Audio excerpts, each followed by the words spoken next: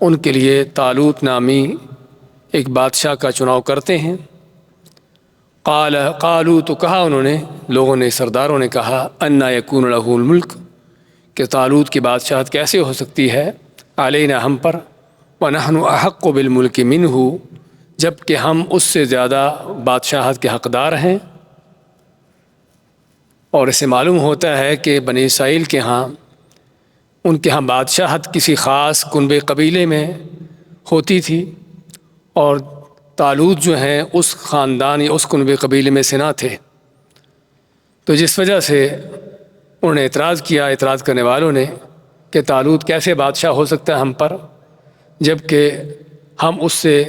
زیادہ حقدار ہیں بادشاہت کے، یعنی اس کنبے قبیلے کے ہیں جن کو بادشاہت ملتی ہے۔ اور یہ دنیا والوں کا، جو مادہ پرستوں کا فلسفہ ہے کہ بادشاہت کے لیے لازماً حسب و نسب ہونا چاہیے، اور بادشاہ وہی ہوتا ہے جس کے بڑے بھی بادشاہ ہوں۔ وَلَمْ يُؤْتَ سَعَةً مِّنَ الْمَالِ، اور دوسرا ان کا اعتراض یہ تھا کہ اس کو مالی طور پر کوئی کشادگی نہیں ملی، یعنی اس کے پاس کوئی زیادہ مال بھی نہیں ہے، کیونکہ بادشاہت کرنے کے لیے، حکومتیں چلانے کے لیے مال کی ضرورت ہوتی ہے، تو اس کے پاس مال بھی نہیں ہے۔ تو یہ دو مادی وسائل دنیا والوں کے جو ہمیشہ ہوتے ہیں، مال و دولت اور عہدہ، یعنی کہ حسب و نسب، تو انہوں نے اس چیز کا بیان کیا۔ تو اللہ کے نبی نے ان کے اس باطل شبہ کا رد کرتے ہوئے 3 جواب دیے۔ قالا، تو کہا نبی نے، ان اللہ اصطفاہ علیکم، کہ پہلی بات تو یہ ہے کہ طالوت کو خود اللہ نے تم پر چنا ہے، اور اگر اللہ نے چنا ہے، اللہ کا یہ چناؤ ہے، تو اس پر کسی طرح کا اعتراض کرنے کا حق نہیں۔ اور دوسرا، وزادہ بسطۃ فی العلم والجسم، کہ طالوت کو زیادہ کیا ہے بسطۃ، کشادگی میں، فی العلم والجسم، علم اور جسامت یعنی بدن کی قوت کی طاقت کے لحاظ سے،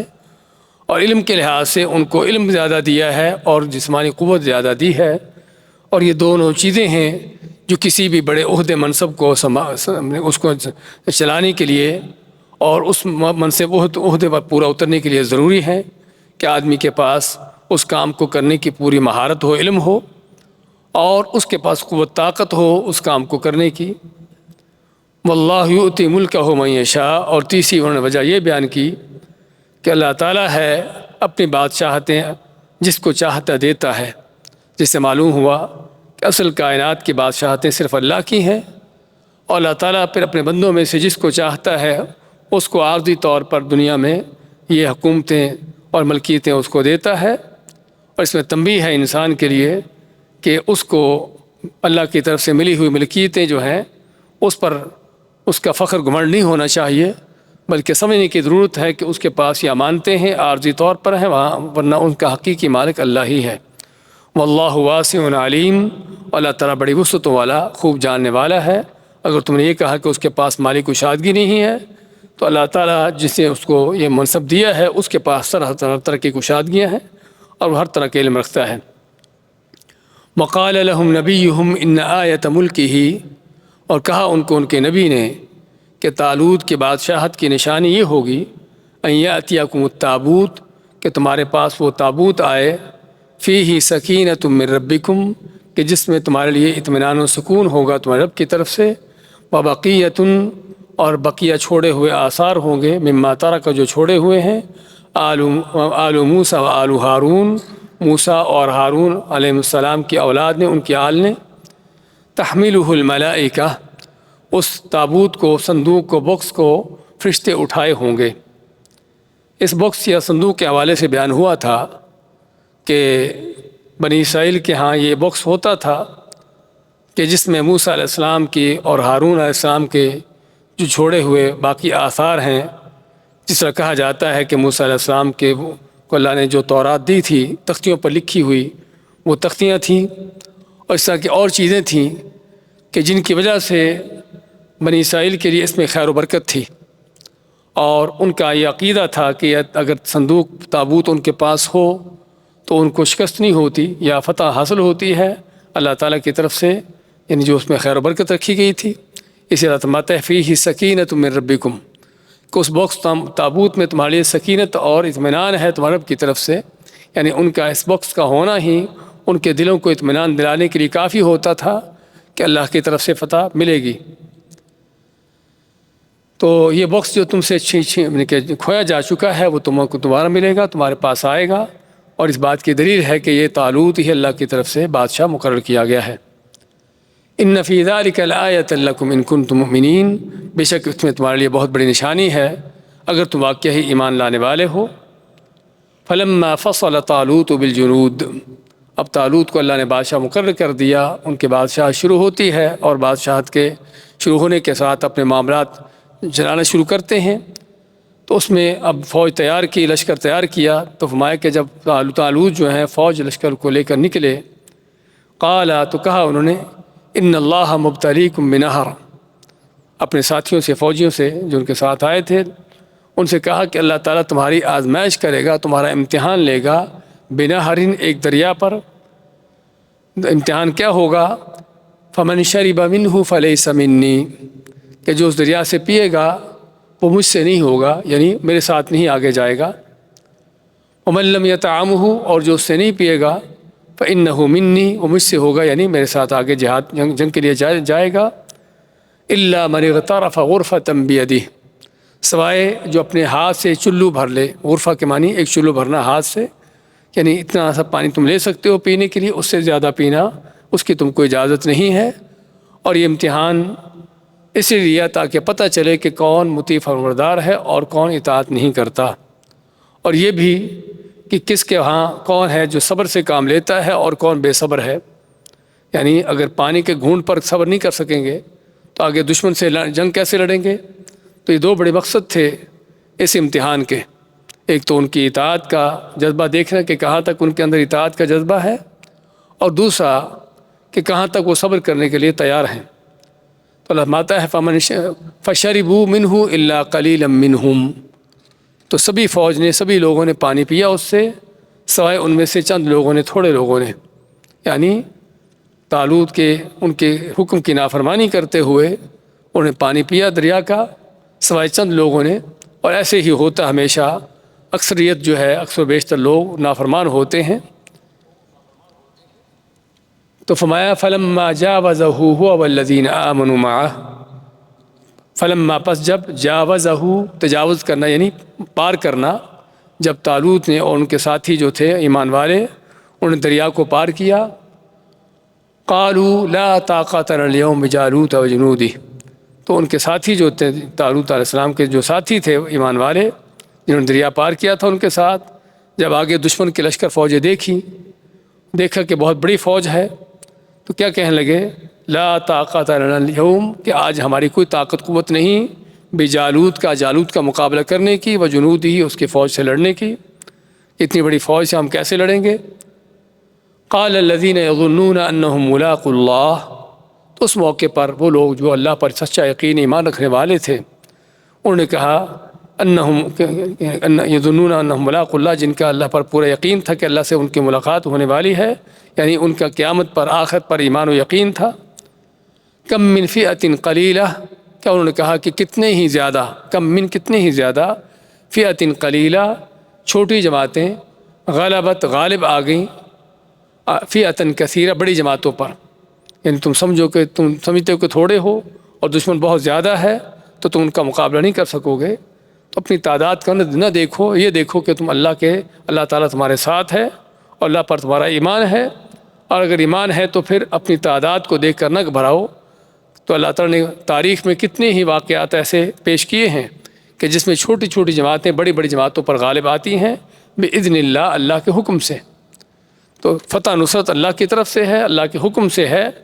اس کا تعلق جو ہے کسی کی تعداد تھوڑی زیادہ ہونے سے نہیں ہے،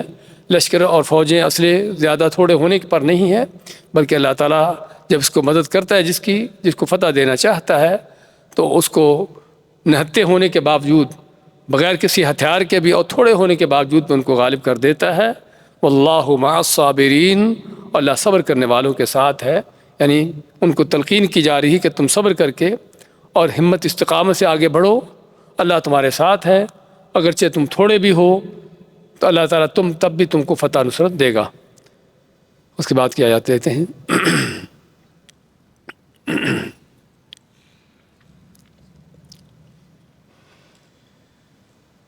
أعوذ بالله من الشيطان الرجيم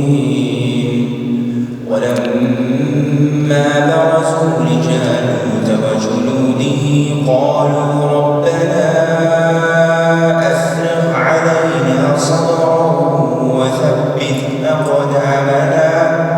وانصرنا على القوم الكافرين فهزموهم بإذن الله وقتل داود جالوت وآتاه الله الملك والحكمة وعلمه مما يشاء ولولا دفع الله الناس بعضهم ببعض لفسدت الأرض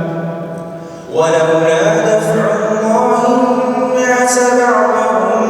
ببعض لفسدت الأرض ولكن الله ذو فضل على العالمين تلك آيات الله نتلوها عليك بالحق وإنك لمن المرسلين تلك الرسل فضلنا بعضهم على بعض منهم من كلم الله ورفع بعضهم درجات وآتينا عيسى ابن مريم البينات وأيدناه بروح القدس ولو شاء الله ما اقتتل الذين من بعدهم من بعد ما جاءتهم البينات ولكن اختلفوا فمنهم من آمن ومنهم من كفر ولو شاء الله ما اقتتلوا ولكن الله يفعل ما يريد يا أيها الذين آمنوا أنفقوا مما رزقناكم من قبل أن يأتي يوم لا بيع فيه ولا خلة من قبل أن يأتي يوم لا بيع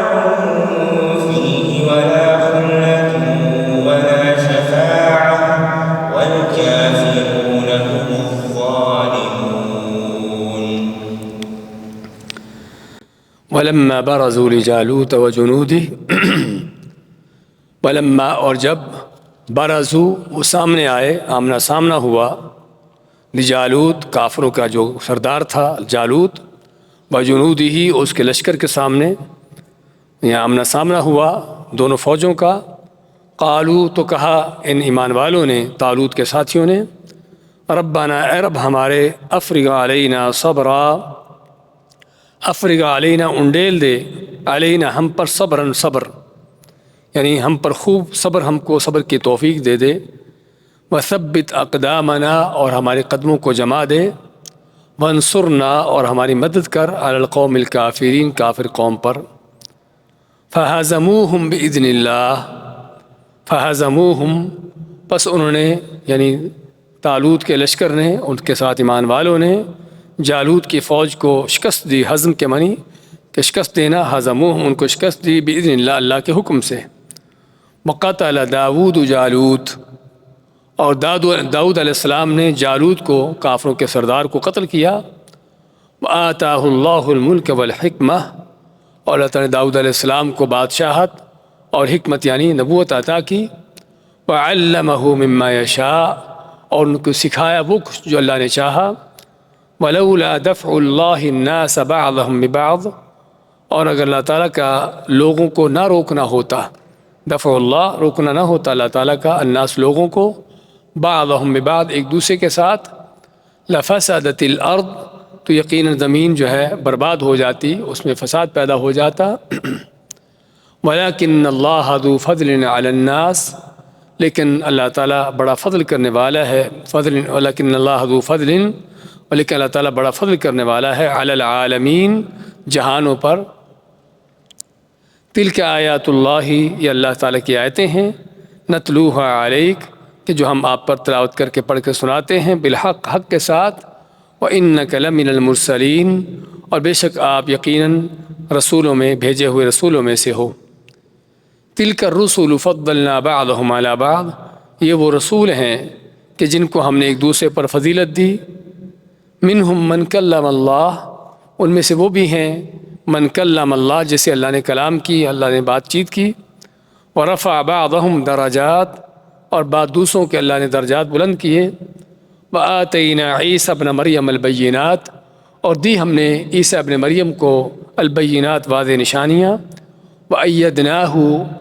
اور ان کو ہم نے قوت طاقت دی یا ان کی مدد کی، بروح القدس روح القدس یعنی جبرائیل علیہ السلام سے، وَلَوْ شَاءَ اللَّهُ مَا اقْتَتَلَ الَّذِينَ مِن بَعْدِهِمْ وَلَوْ شَاءَ اللہ اگر چاہتا اللہ تعالیٰ ما اقتتل تو نہ ایک دوسرے سے لڑتے، اقتتال کے معنی ایک دوسرے سے لڑنا، قتل کسی کو قتل کرنا اور اقتتل ایک دوسرے کے ساتھ لڑنا، تو ما اقتتل الذین نہ ایک دوسرے سے لڑتے قتل کرتے، من بعدہم جو ان کے بعد والے تھے، من بعد ما جاءتہم البینات اس کے بعد کہ جب ان کے پاس کھلی دلیلیں آ چکی، ولکن اختلفوا لیکن انہوں نے اختلاف کیا، فمنہم من آمن پس ان میں سے کچھ ایمان والے تھے ایمان لانے والے تھے، ومنہم من کفر اور دوسرے تھے جو کفر کرنے والے تھے جس نے کفر کیا، ولو شاء اللہ ما قتتلوا اور چاہتا اگر اللہ تعالیٰ تو ایک دوسرے سے وہ نہ لڑتے ایک دوسرے سے قتال نہ کرتے، ولکن اللہ یفعل ما یرید لیکن اللہ تعالیٰ کرتا ہے جو چاہتا ہے، یفعل کرتا ہے ما یرید جو چاہتا ہے۔ یا ایھا الذین آمنوا اے وہ لوگو جو ایمان لائے ہو، انفقوا خرچ کرو، مما رزقناکم ان میں اس میں سے جو ہم نے تم کو روزی دی ہے، من قبل اس سے پہلے، ان یاتی یوم ایسا دن آئے قیامت کا دن آئے، لا بیع فیہ کہ جس میں کسی طرح کی کوئی خرید و فروخت نہیں، کوئی تجارت نہیں، ولا خلہ اور نہ ہی کوئی گہری دوستی ہے، ولا شفاعہ اور نہ ہی کوئی سفارش ہے، والکافرون هم الظالمون اور کافر ہی وہ لوگ ہیں جو حقیقی ظالم ہیں۔ سورۃ البقرہ کی آیت نمبر 250 سے 254 تک کی تلاوت اور ترجمہ پیش کیا گیا ہے۔ ہمیں اللہ تعالیٰ نے وَلَمَّا بَرَزُوا لِجَالُوتَ وَجُنُودِهِ وَلَمَّا اور جب بارزہ کے معنی سامنے آنا، سامنے آنا جب ظاہر ہونا، تو جب طالوت اور اس کے ساتھی ایمان والے جو ہیں وہ کفر کے لشکر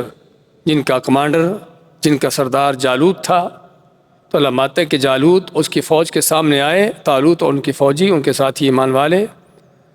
تو جو تھوڑے تھے بڑی تعداد میں بہت تھوڑے تھے، اور جالوت کافروں کا لشکر بہت بڑا تھا، تو انہوں نے اب اس تھوڑے ہونے کے ساتھ کافروں کے بڑے لشکر پر فتح پانے کے لیے جو اسباب اختیار کیا اللہ تعالیٰ ان کا بیان کرتا ہے۔ پہلے تو انہوں نے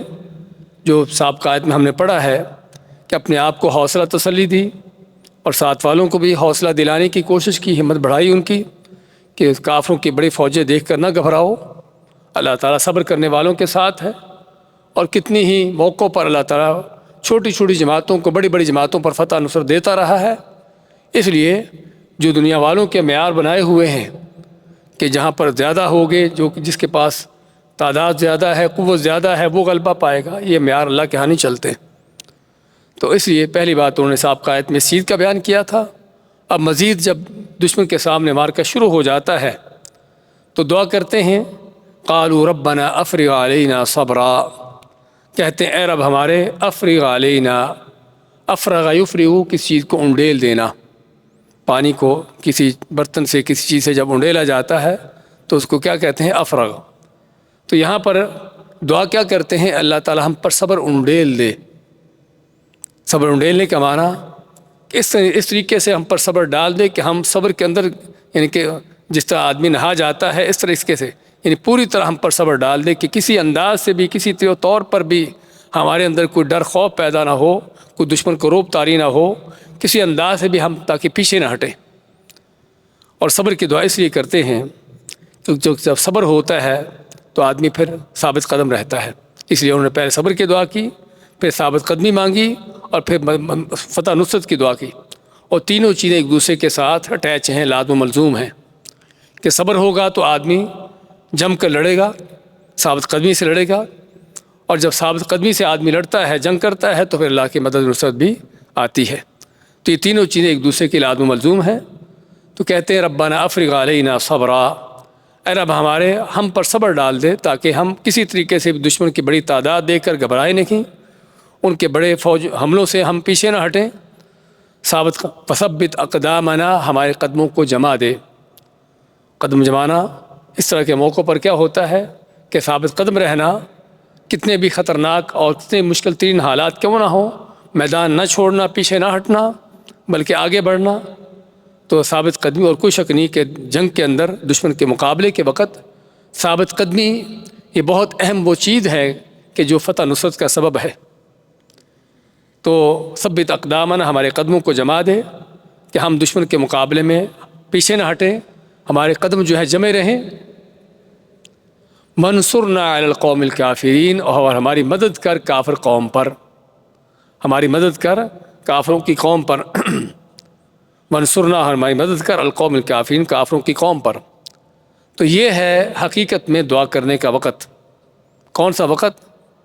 کہ جب معرکہ شروع ہوتا ہے، لشکر آمنے سامنے ہوتے ہیں اور فوجیں اس انداز سے ایک دوسرے کے ساتھ لڑائی کے لیے آمنے سامنے آ چکی ہوتی ہیں، تو یہاں پر دعائیں قبول ہوتی ہیں۔ یہاں پر طالوت اور ان کے ساتھیوں کی بھی یہ دعا ہم پڑھ رہے ہیں کہ انہوں نے کسی گھر میں بیٹھ کر، کسی مسجد کے کونے میں بیٹھ کر دعا نہیں کی۔ کہاں دعا کی ہے؟ میدان میں اتر کر، دشمن کے سامنے کھڑے ہو کر، اور اپنے آپ کو تیار کر کے دشمن کے سامنے لا کر یہاں پر دعا کر رہے ہیں کہ اللہ ہماری مدد کر، اور اس سے پہلے ہمیں صبر کی توفیق دے اور ثابت قدمی عطا کر۔ اور یہی نبی کریم صلی اللہ علیہ وسلم کے منہج بھی تھا کہ آپ بھی جنگ بدر سجاتے ہیں،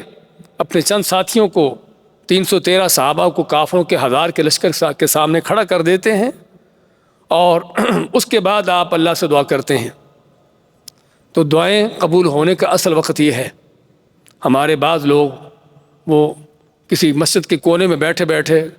کہ اللہ تعالیٰ کافروں کے ٹینکوں میں کیڑے ڈال دے، ان کے جہازوں کے اندر کوئی گھن ڈال دے۔ آج گھن نہیں ڈلتا کہ نہ کیڑے ڈلتے ہیں، کیڑے اس وقت ڈلتے ہیں جب میدان سجتے ہیں، سمجھے؟ جب میدان سجتے ہیں کافروں کے مقابلے میں کو کھڑے ہوتے ہیں اللہ کے بندے، ہاں اس وقت کیڑے نہیں ڈلتے، اس وقت ان کے ٹینک تباہ ہوتے ہیں، ان کے اسلحے تباہ ہوتے ہیں۔ گھروں میں بیٹھ کر، صرف مسجدوں میں بیٹھ کر، اپنی خانقاہوں میں بیٹھ کر صرف دعائیں کرنا، ہاں یہ ان کا کام ہوتا ہے کہ جن کے پاس کوئی اور چیز نہ ہو، جن کے پاس اور کوئی ذریعہ نہ ہو۔ ہاں ان کے لیے دعائیں بھی، ہم نہیں کہیں گے دعا کوئی معمولی چیز ہے، دعا بہت بڑی چیز ہے، لیکن ہم دعائیں کر رہے ہیں۔ امت کے 1 ارب سے لوگ، 1.5 ارب لوگ دعائیں کر رہے ہیں، لیکن ان دعاؤں کا نتیجہ کیا نکل رہا ہے وہ آپ کے سامنے ہے کہ دشمن پھر بھی چڑھتا جا رہا ہے، مسلمان پھر بھی دبتا جا رہا ہے، اور ان کے خون پھر بھی بہتے جا رہے ہیں۔ یہ دعاؤں کے نتیجے کیوں نہیں ہیں؟ ان کا فائدہ کیوں نہیں ہو رہا؟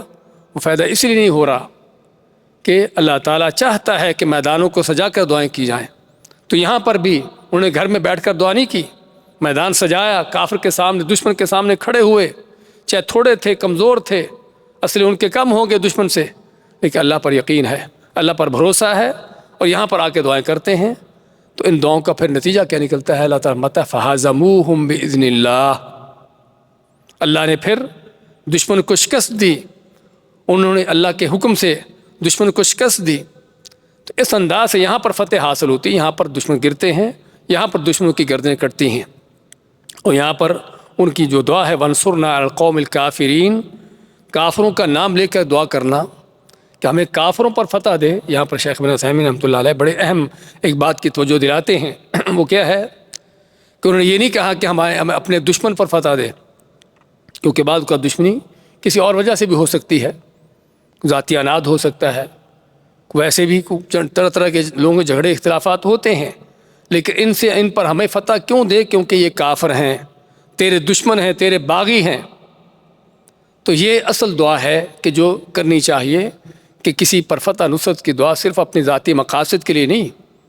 صرف اپنی ذاتی انا کے لیے نہیں، بلکہ کس لیے؟ اللہ کے دشمنوں کو، باغیوں کو مٹانے کے لیے، ان کی گردنیں دبانے کے لیے کہ وانصرنا علی القوم الکافرین، ہماری مدد کر کافر قوم پر، کیونکہ جو تیرے دشمن ہیں، تیرے منکر ہیں۔ تو اس میں دعا کی حقیقت بھی بیان ہوتی ہے، اور دعا قبولیت کا جو بہت بڑا سبب ہے وہ بھی سامنے آتا ہے کہ اللہ تعالیٰ سے دعا کرتے ہیں کہ ہمیں فتح نصرت اور کسی مقصد ہی نہیں چاہیے، صرف مقصد ہمارا یہ ہے کہ یہ کفر دبے، یہ تیرے خلاف جو باطل نظام ہیں ان کو گرایا جائے، ان کو کاٹا جائے، تو ہمیں ان کافروں پر فتح دے۔ تو اللہ فرماتا ہے فہزموہم، تو اللہ تعالیٰ کے اس انسان بندوں نے، اس ایمان کے لشکر نے، ایمان کی اس فوج نے شکست دی کافروں کو، فہزموہم، شکست دی ان کو، لیکن یہاں پر باذن اللہ، اللہ کے حکم سے، اپنی قوت بازو سے نہیں، اپنی طاقت و قوتوں سے نہیں۔ ہمیشہ مسلمان پر اللہ تعالیٰ پہلے بھی اس کا اللہ پر یقین توکل ہوتا ہے، اور جنگ لڑتے ہوئے بھی اسے اللہ کا سہارا ہوتا ہے، اس کے لیے اللہ کی مدد نصرت کی دعائیں ہوتی ہیں، اور جنگ ہونے کے بعد بھی جب فتح نصرت بھی حاصل ہو جاتی ہیں تو تب بھی ان کو اس بات کا غرور نہیں ہوتا کہ ہم نے فتح حاصل کر لی، ہم فتح پا گئے۔ اس وقت بھی ان کو یہ ہوتا ہے کہ جو کچھ ملا ہے اللہ کے حکم سے ملا ہے، جو فتح نصرت ملی ہے اللہ کے حکم سے ملی ہے۔ تو یہ ہے وہ ایمان، وہ عقیدہ کہ جو جنگ جہاد میں سب سے بڑی بنیادی چیز ہے۔ جب تک یہ عقیدہ نہیں ہوتا اس وقت تک پھر اگرچہ مسلمان جتنے بھی کیوں نہ زیادہ ہو جائیں، اسلحے ان کے کتنے بھی کیوں نہ بڑھ جائیں، پھر تو ظاہر قوت کا مقابلہ دوسری قوت کے ساتھ ہے۔ اگر ہم دیکھتے ہیں آج کل کی خاص طور پر یہ آخری صدیوں کی جنگوں میں مسلمانوں کے نقصان اٹھانے، شکستیں کھانی کافروں کے مقابلے میں، اس کی وجہ کیا ہے؟ وجہ یہی ہوتی ہے کہ یہ ایمان کمزور ہے، ایمان ہوتا ہی نہیں ہے۔ بعض اوقات صرف اپنے قوت بازو پر، اس پر اعتماد ہوتا ہے، ہماری فوج کتنی ہے، ہمارا لشکر کتنا ہے، ہمارے پاس اسلحے کتنے ہیں، اور ہمارے ساتھی کتنے ہیں، صرف ان چیزوں کو دیکھا جاتا ہے۔ اللہ تعالیٰ کی مدد، اس کی نصرت، اللہ کا حکم، ان چیزوں کو نہیں دیکھا جاتا، تو پھر اللہ تعالیٰ بھی چھوڑ دیتا ہے کہ ٹھیک ہے، اگر تم اپنی قوتوں کو دیکھتے ہو تو پھر دیکھو کہ تمہارے مقابلے میں کون ہے، پھر جو زیادہ طاقتور ہوگا وہ فتح پائے گا۔ تو کیا کہنے کا مقصد؟ تو یہاں پر فہزموہم، انہوں نے ان کو شکست دی اللہ کے حکم سے، نہ کہ اپنی قوت بازو سے۔ تو یہاں پر بھی اس بات کا بیان ہے کہ مسلمان اللہ کی راہ میں نکلتا ہے، اپنی جان و مال قربان کرتا ہے، اور ہر طرح کی ان مشکلات کا سامنا کرنے کے باوجود اس کا پھر بھی اللہ پر یقین و اعتماد ہوتا ہے، اور اگر اس کو فتح نصرت ملتی ہے تو بھی اللہ کی طرف منسوب کرتا ہے کہ اللہ کے حکم سے ہے۔ وقتل داود جالوت، اور داؤد علیہ السلام نے جالوت کو قتل کیا۔ جالوت جو کہ کافروں کا کمانڈر تھا، کافر فوج کا، تو داؤد علیہ السلام نے جالوت کو قتل کیا۔ داؤد علیہ السلام کون ہیں جن کا پہلے یہاں پر اس واقعے میں ذکر آ رہا ہے؟ تو داؤد علیہ السلام کے بارے میں ان کے جو تاریخ میں آتا ہے وہ یہی ہے کہ وہ اس فوج کے ایک سپاہی تھے،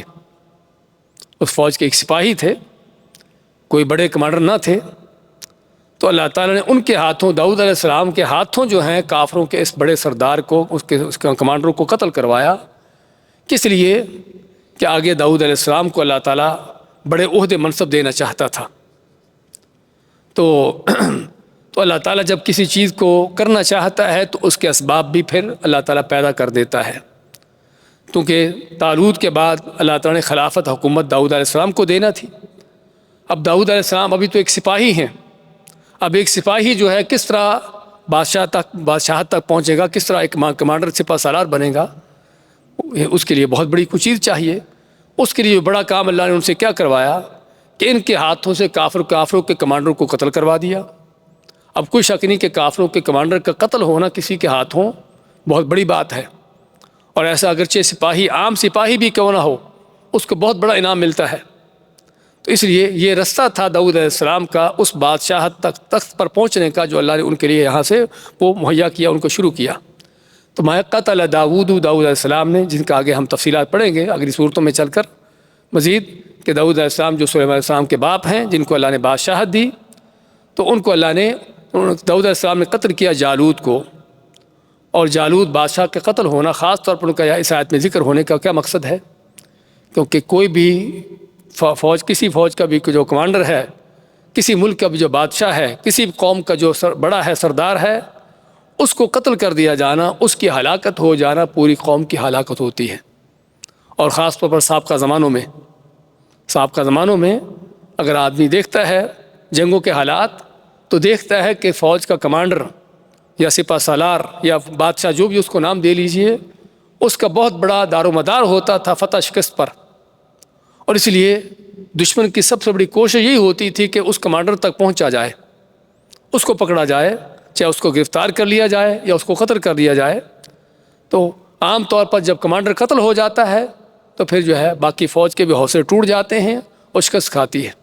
تو اس لیے کمانڈر کے قتل ہونے کی دیر تھی کہ فوج نے شکست کھائی، فہزموہم، ان کو شکست دی انہوں نے اللہ کے حکم سے۔ فقتل داود جالوت، اور داؤد علیہ السلام نے جالوت کو قتل کیا۔ وآتاہ اللہ الملک والحکمہ، اب داؤد علیہ السلام پر اللہ تعالیٰ کے انعامات کا بیان ہوتا ہے کہ صرف یہ قتل نہیں کیا، کمانڈر کو قتل کرنے کے ساتھ اب اللہ تعالیٰ کی طرف سے ان کے لیے انعامات کے دروازے کھلنا شروع ہوتے ہیں۔ اللہ تعالیٰ آتاہ اللہ الملک والحکمہ، کہ اللہ نے داؤد علیہ السلام کو بادشاہت بھی عطا کی اور ان کو حکمہ یعنی نبوت بھی عطا کی۔ تو دین دنیا دونوں کے لحاظ سے اللہ تعالیٰ نے ان کو جو عظیم مقام عطا کیا کہ طالوت کے بعد داؤد علیہ السلام مسلمانوں کے کمانڈر بنتے ہیں، بلکہ بادشاہ بنتے ہیں، اور ساتھ ہی اللہ تعالیٰ نے کو نبوت بھی عطا کی۔ اور اس سے معلوم ہوا کہ طالوت جو ہے وہ اللہ عالم نبی نہیں تھے، ویسے ہی کمانڈر تھے، مسلمانوں کے بادشاہ تھے، اس سے بڑھ کر ان کی کوئی حیثیت نہ تھی۔ لیکن داؤد علیہ السلام جن کو اللہ نے بادشاہت بھی عطا کی اور ساتھ ان کے نبوت بھی عطا کی، کوئی شک نہیں کہ نبوت کا منصب جو ہے بادشاہ سے کہیں بڑھ کر ہے۔ وعلمہ مما یشاء، اور ان کو سکھایا وہ کچھ جو اللہ نے چاہا، اللہ نے جو ان کو چاہا سکھایا۔ اس کا ذکر آتا ہے دوسری آیتوں کے اندر کہ داؤد علیہ السلام کو اللہ نے کیا کیا سکھایا تھا۔ پرندوں کی بولیاں سکھائی تھیں، پرندے بولتے تھے ان کو سمجھ آتی تھی، کوئی جانور بولتے ان کو سمجھ آتی تھی کہ داؤد علیہ السلام یہ پرندہ کیا بول رہا ہے۔ حتیٰ کہ داؤد علیہ السلام تورات زبور کی تلاوت کرتے تھے تو پرندے ان کے ساتھ ٹھہر جاتے تھے، ان کی تلاوت سن کر پہاڑوں کے اندر ایک جو ہے وہ یعنی کہ پہاڑوں کے اندر بھی ان کی تلاوت کی آواز پیدا ہوتی اور پرندے بھی ان کی آواز پر ٹھہر جاتے۔ اور اسی طرح داؤد علیہ السلام کو اللہ نے اور بڑی بڑی چیزوں سے نوازا، جس کا سورہ سبا وغیرہ میں ہم پڑھیں گے کہ اللہ نے ان کو کیا کیا فن سکھائے تھے، لوہے کو پگھلانے کے، زرے بنانے کے، اور بڑی بڑی اس طرح کی چیزیں بنانے کے۔ تو صرف بادشاہ نہیں تھے، بادشاہ ہونے کے ساتھ ساتھ اللہ نے اور ان کو اور بہت بڑی قدرتوں سے نوازا تھا کہ جو عام طور پر بادشاہوں کے پاس نہیں ہوتی۔ تو اس میں علمہ ان کو سکھایا وہ چیز مما یشاء جو اللہ نے چاہا، اور اس میں سب سے بڑھ کر سب سے پہلا نبوت کا علم ہے، وحی کا علم ہے جو ان کو دیا۔ وَلَوْلَا دَفْعُ اللَّهِ النَّاسَ بَعْضَهُمْ بِبَعْضٍ لَفَسَدَتِ الْأَرْضُ، اللہ فرماتا ہے وَلَوْلَا دَفْعُ اللَّهِ النَّاسَ بَعْضَهُمْ بِبَعْضٍ، اور اللہ تعالیٰ اگر لوگوں کو ایک دوسرے سے نہ روکتا، دفع کے معنی روکنا، کہ اللہ تعالیٰ لوگوں کو ایک دوسرے سے نہ روکتا، لفسدت الارض، تو زمین میں یقیناً فساد پیدا ہو جاتا۔ تو لوگوں کو ایک دوسرے سے روکنے کا معنی کیا ہے کہ کسی وقت بھی کوئی بدماش اس طرح کے طاغوت کھڑے ہوتے ہیں زمین پر دنگے فساد مچانے کے لیے، کفر اور بے ایمانیاں پھیلانے کے لیے کھڑے ہوتے ہیں، تو اللہ تعالیٰ ان کے مقابلے کے لیے جو ہے اپنے ایمان والوں بندوں کو کھڑا کرتا ہے۔ اور یہاں سے ہمیں پتہ چلتا ہے کہ جہاد کا اہم ترین مقصد کیا ہے۔ جہاد کا اہم ترین مقصد دنیا سے دنگے فساد کو مٹانا ہے، دنیا سے کفر شرک کو ان چیزوں کا خاتمہ کرنا ہے۔ اسے ماتا اللہ تعالیٰ لفسدت الارض، کہ اگر یہ جہاد نہ ہوتا تو زمین میں دنگے فساد پیدا ہوتے۔ اور کسی کو اگر شک ہے تو دیکھ لے اٹھا کر تاریخ، اسلام سے پہلے کی تاریخ اٹھا کر دیکھ لے کہ نبی کریم صلی اللہ علیہ وسلم کی نبوت سے پہلے، آپ کی رسالت سے پہلے اور جہاد شروع ہونے سے پہلے زمین پر کیا دنگے فساد تھے کہ کوئی کسی کی نہ جان محفوظ تھی، نہ اس کا مال محفوظ تھا۔ کو اپنے گھر سے باہر نکلتا تو اس کو گھر واپس آنے کی امید نہیں ہوتی تھی، بلکہ گھروں میں رہتے ہوئے بھی رات ہوتی تو لوگوں کو اس بات کی امید نہیں ہوتی کہ ہماری صبح بھی ہوگی یا نہیں ہوگی۔ اس قدر دنگے فساد، اس قدر جو ہے بد امنی، اور اس قدر جو ہے وہ قتل و قتال کے یہ ماحول۔ لیکن یہ اسلام ہے، اور اسلام کے اندر وہ جہاد ہے کہ جس جہاد کی وجہ سے یہ سارے دنگے فساد ختم ہوتے ہیں، ایسے بدماش یا کٹتے مرتے ہیں یا پھر وہ ہدایت پاتے ہیں۔ اور نبی اکرم صلی اللہ علیہ وسلم نے اکثر بیشتر صحابہ کو اسی بات کی خوشخبری دی، دین کے غالب ہونے کے ساتھ جس بات کی خوشخبری دی، کس بات کی تھی؟ امن و امان کے قائم ہونے کی۔ خباب بن ارت رضی اللہ تعالیٰ عنہ جب آپ کے پاس آتے ہیں شکایت لے کر کہ کافروں کی طرف سے اذیتیں بہت زیادہ ہو چکی ہیں، تو دعا کیجیے ہمارے لیے۔ تو آخر میں اس حدیث کے آخر میں آپ کیا فرماتے ہیں کہ اللہ تعالیٰ اللہ کی قسم صنعاء سے حضرموت سینکڑوں میلوں کا یہ سفر اکیلا آدمی کرے گا، اسے کسی کا خطرہ نہیں ہوگا۔ یعنی اللہ کا دین جب غالب ہوگا، دین اسلام جب غالب ہوگا، جہاد جب قائم ہوگا اور کفر کی طاقتیں ٹوٹیں گی اور بدماش یہ لوگ دنگے فساد مچانے والے کٹیں گے، تو اس کا امن و امان قائم ہوگا کہ سینکڑوں میلوں میں سفر کرنے والا کسی کا خطرہ نہیں ہوگا۔ تو بات کر رہے تھے کہ جہاد کا سب سے بڑا ایک مقصد جو ہے زمین سے دنگے فساد کا خاتمہ کرنا، اور اگر تاریخ اٹھا کر دیکھیں تو آپ کو اکثر و بیشتر مارکوں کے پیچھے یہی مقصد نظر آئے گا۔ نبی کریم صلی اللہ علیہ وسلم کی جنگیں بھی، آپ کے اکثر و بیشتر مارکے بھی اسی مقصد کے لیے تھے کہ جب کوئی کافروں کی طرف سے، ظالموں کی طرف سے کوئی ظلم کا اس طرح کا معاملہ ہوا، کوئی دنگے فساد کا معاملہ ہوا، تو آپ لشکر لے کر پہنچے۔ اور آپ صلی اللہ علیہ وسلم کے بعد بھی اکثر بیشتر آپ تاریخیں اٹھا کر دیکھیں، اس کے پیچھے مارکہ کشی کا، کسی قوم پر، کسی ملک پر جو مارکہ آرائی ہوتی ہے، اس کے پیچھے مقصد کیا ہوتا تھا کہ وہاں پر ظلم و ستم ہونے والا، وہاں کے ہونے والے دنگے فساد۔ بذات خود سندھ کی فتح جو ہے، سندھ کی فتح محمد بن قاسم نے جو کی ہے، اس کی تاریخ پڑھی ہے کہ وہاں پر جو دنگے فساد تھے، مسلمانوں پر جو ظلم و ستم کیا گیا تھا، اس کا بدلہ لینے کے لیے پہنچتے ہیں۔ اندلس اسپین کی فتح کو اٹھا کر دیکھیے، پڑھ کر دیکھیے کہ وہاں کے کافروں نے مسلمانوں سے التجا کی کہ ہمیں ظلم سے بچایا جائے۔ مسلمان تو مسلمان، کافروں نے تو مسلمان ان کافروں کی مدد کے لیے وہاں پر پہنچتے ہیں اور وہاں پر ظلم کا خاتمہ کرتے ہیں۔ تو بات کر رہے تھے کہ جہاد کا ایک اہم ترین مقصد جو ہے وہ دنگے فساد کو ختم کرنا ہے، لیکن عجیب بات کہ جو جہاد دنگے فساد کو ختم کرنے کے لیے آیا ہے اور ختم کرنے کے لیے اللہ نے اس کا حکم دیا ہے، اسی جہاد کو آج جو ہے وہ دنگے فساد کا نام دیا جاتا ہے، اسی کو دہشت گردی کا نام دیا جاتا ہے، اسی کو فساد کا نام دیا جاتا ہے، اور یہ ہے شیطانی پروپیگنڈا جسے ہمیں سمجھنے کی ضرورت ہے۔ اور اللہ کے نبی صلی اللہ علیہ وسلم نے پہلے سے پیشین گوئیاں کی ہیں کہ ایسے وقت آئیں گے جب چیزوں کے نام بدلیں گے۔ ہاں، کسی کا نام بدل کر کوئی اچھا نام رکھ دیا، برائیوں کا، بے حیائیوں کا، بدکاریوں کا، شراب کا، ان کے نام اچھے رکھ دیں گے، اور جو اچھی چیزیں ہیں ان کے نام بگاڑنے کی کوشش کریں گے۔ تو آج وہی چیزیں ہم دیکھ رہے ہیں اپنی آنکھوں سے۔ تو بات کر رہے تھے کہ جہاد جو ہے وہ دنگے فساد کو مٹانے کے لیے آتا ہے، نہ کہ جہاد فساد ہے، بلکہ جہاد اہم ترین اللہ تعالیٰ کی عبادت ہے، فریضہ ہے، ایک مقدس ترین فریضہ ہے۔ وَلَكِنَّ اللَّهَ ذُو فَضْلٍ عَلَى النَّاسِ، تو فرمایا کہ اگر لوگوں کا ایک دوسرے کے اللہ تعالیٰ وَلَوْلَا دَفْعُ اللَّهِ النَّاسِ، اگر اللہ تعالیٰ لوگوں کو ایک دوسرے سے نہ روکتا، لَفَسَدَتِ الْأَرْضُ، تو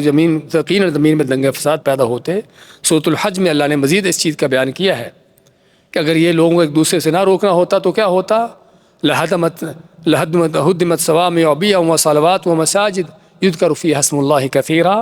اگر یہ چیز نہ ہوتی تو عبادت خانے، صوامع جہاں عبادت کی آتی ہے، بیع اور یہودیوں کے عبادت خانے اور مسجدیں، یہ جگہ جہاں پر اللہ کی عبادت کی جاتی ہے، اللہ کا ذکر ہوتا ہے، یہ چیزیں تباہ و برباد ہو جاتی ہیں اگر جہاد نہ ہوتا، اگر لوگوں کو ایک دوسرے سے نہ روکنے کا معاملہ ہوتا۔ وَلَكِنَّ اللَّهَ ذُو فَضْلٍ عَلَى الْعَالَمِينَ، لیکن اللہ تعالیٰ بڑا فضل کرنے والا ہے علی العالمین، جہانوں پر فضل کے اندر، جس طرح کہ شیخ ابن عثیمین فرماتے ہیں کہ اس میں اشارہ ہے اس بات کی طرف بھی کہ جہاد کا، اللہ تعالیٰ کے دین کے غلبے کا، اس کا نتیجہ، اس کی فائدہ صرف مسلمانوں کو نہیں پہنچتا بلکہ کافروں کو پہنچتا ہے۔ کوئی شک نہیں کہ وہ کافر جو دنگے فساد کے اندر پھنسے ہوتے ہیں، کہ جن کی جان و مال محفوظ نہیں ہوتی، اس کی وجہ سے، اسلام کی وجہ سے اللہ تعالیٰ ان کو بھی امن و امان عطا کر دیتا ہے، تو فضل تو اللہ تعالیٰ کا ہے ان پر بھی۔ الگ بات ہے کہ ان کے اوپر فضل صرف دنیا کے چند دن کا ہے کہ ان کی دنیا امن و امان کی ہوگی، دنگے فساد سے بچ گئے جس میں پھنسے ہوئے تھے، لیکن اگر ایمان نہیں لاتے تو آگے پھر ہمیشہ کا ان کا عذاب ہے۔ لیکن اصل اللہ کا فضل ایمان والوں پر ہے، دنیا کے اندر بھی اللہ تعالیٰ کی طرف سے جو امن و امان کو حاصل ہوتا ہے، اور آخرت میں بھی جو ان کے لیے اللہ تعالیٰ کی طرف سے عظیم انعامات ہیں۔ تو فرمایا کہ وَلَكِنَّ اللَّهَ، لیکن اللہ تعالیٰ ذو فضل علی العالمین، بہت بڑا فضل کرنے والا ہے جہانوں پر، لوگوں پر، جس میں کافر مومن سبھی کے سبھی شامل ہیں۔ اس کے بعد تلک آیات اللہ نتلوها علیک، یہ وہ اللہ کی آیتیں ہیں کہ جو ہم آپ کو پڑھ کر سناتے ہیں بالحق، حق کے ساتھ۔ اللہ کی آیتیں پڑھ کر سنانے کا معنی کیا ہے کہ پچھلی واقعات، جو قوموں کے واقعات بیان ہوئے ہیں، اس سے پہلے جو اللہ تعالیٰ کی طرح سے احکامات بیان ہوئے ہیں، ان احکامات کے بعد قوموں کے واقعات جو بیان ہوئے، جو اپنے گھروں سے بھاگے نکلے، اس کے بعد بنی اسرائیل کے ان کے واقعات جو ہم پڑھ رہے ہیں کہ ان بادشاہ مقرر کرنے کا مطالبہ، پھر اللہ نے بادشاہ مقرر کیا اور پھر مارکہ ہوا، جنگ ہوئی،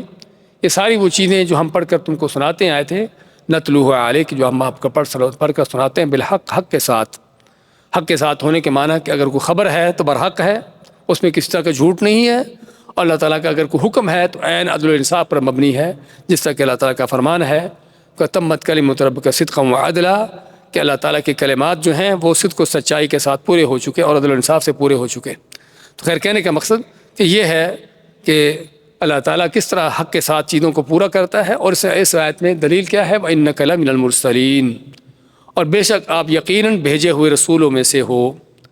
آیت کا پہلا جملہ دوسرے جملے کے ساتھ اس کا تعلق کیا ہے کہ سابقہ قوموں کے واقعات آپ سنا رہے ہو، بیان کر رہے ہو، کہ آپ کو ان چیزوں کا پہلے علم تھا؟ علم نہیں تھا۔ اس کا مطلب کیا ہوا کہ پھر اللہ تعالیٰ وحی کے ذریعے آپ کو اس کا علم دے رہا ہے، اور وحی کے ذریعے اگر آپ کو اس کا علم حاصل ہو رہا ہے تو کس بات کی دلیل ہے؟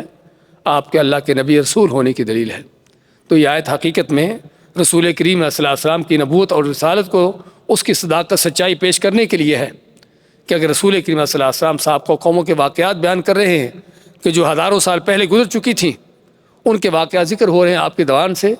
جبکہ آپ نہ اس وقت تھے موجود، اور نہ آپ نے ان کی تاریخیں پڑھی ہیں، اور نہ کہیں سے ان کی تاریخیں سنی ہیں، تو اس کا مطلب پھر کیا ہوا کہ آپ اس کو سچائی کے ساتھ ان کے واقعات جو بیان کر رہے ہیں، اس بات کی دلیل ہے کہ آپ اللہ کے رسول ہو۔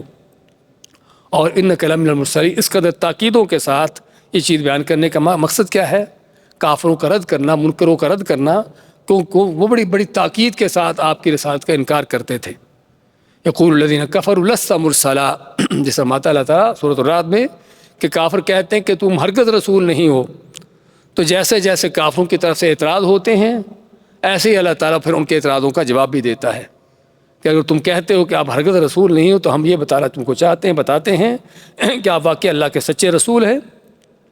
اور سچا رسول ہونے کی دلیلیں آپ کے تمہارے سامنے ہیں کہ کس طرح ان قوموں کے واقعات تم کو بیان کر کے سناتے ہیں کہ جو آپ سے ہزاروں سال پہلے گزر چکی ہیں، ان کی تفصیلات بیان کرنے کا مقصد یہ معنی کیا ہے کہ آپ یہ ساری وہ چیزیں ہیں کہ جو اللہ کی طرف سے تم کو بتا سنا رہے ہیں۔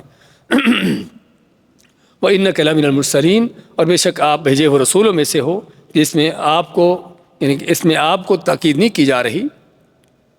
تاکید جو کی جا رہی آپ کے پیروکاروں کو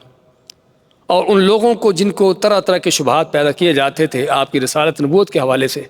کہ آپ تو شاید کسی اور سے باتیں سن کر ہمیں کو سنا دیتے ہیں، یہ باتیں جو ہمیں سناتے کسی کتاب سے آپ نے پڑھ لی ہوں گی، اس طرح کے طرح طرح کے پراپیگنڈے ہوتے تھے۔ تو اللہ تعالیٰ ان پراپیگنڈوں کو یہاں پر رد کرتا ہے کہ آپ یعنی کہ جو صحیح باتیں سنا رہے ہو کہ تو اس کا معنی کیا ہے کہ آپ اللہ کے سچے رسول ہو۔ میرے خیال ہے اس پر اکتفا کرنا پڑے گا، کیونکہ اگلی آیتیں نہیں لے سکیں گے، انشاءاللہ کل کے درس ملیں گے۔ بارک اللہ فیکم، جزاکم اللہ خیر۔ ہاں جی،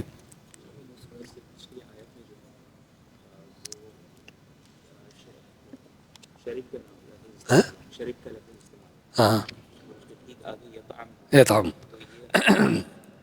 سوال آیا ہے پچھلی آیت میں، طالوت انہوں نے جب اپنے ساتھیوں سے کہا فمن شرب منہ فلیس منی ومن لم یطعمہ فانہ منی،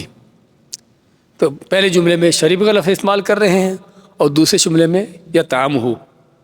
تو دونوں میں فرق کیا ہے؟ تو فرق علماء نے یہ کیا ہے کہ شرب منہ کے معنی وہ پیٹ بھر کر پینا، پیٹ بھر کر پینا، کیونکہ اصل جو منع کیا گیا تھا ان کو دریا سے پانی بالکل پینے سے منع نہیں کیا گیا تھا، منع اس چیز سے کیا گیا تھا کہ پیٹ بھر کر نہیں پینا، ایک تو تاکہ ان کی اطاعت کا جذبہ دیکھا جائے، اور دوسرا جس ہم نے ذکر کیا تھا درس میں کہ آدمی جب تھکا ہو اور اس طرح کی کیفیت میں ہو، خاص طور بھاگ دوڑ اس کی چل رہی ہو، اس حالت میں پیٹ بھر کر پانی پینا جسم کے لیے بڑا نقصان دہ ہوتا ہے۔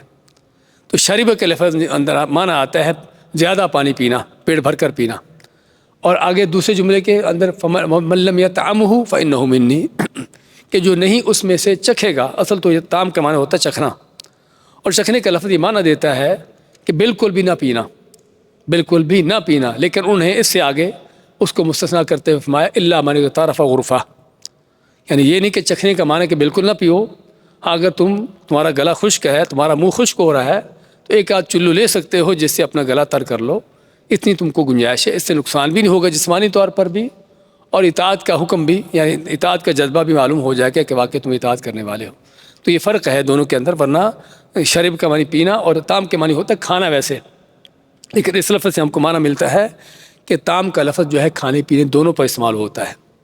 اسی طعام کا لفظ جو ہے عربی میں طعام صرف کھانے پر نہیں بلکہ کھانے اور پینے دونوں پر استعمال ہوتا ہے۔ ہاں الگ بات ہے کہ اگر شراب اور طعام دونوں استعمال ہوں، دونوں ساتھ ساتھ ہوں، تو وہ شراب سے مراد کیا ہوتا ہے؟ جو چیزیں پی جانے والی ہیں، اور طعام سے مراد وہ چیزیں جو کھائی جانے والی ہیں۔ لیکن اگر صرف طعام ہی کا لفظ ہو تو اس طعام کے اندر کھانا اور پینا دونوں ہی آتے ہیں۔ بارک اللہ فیک۔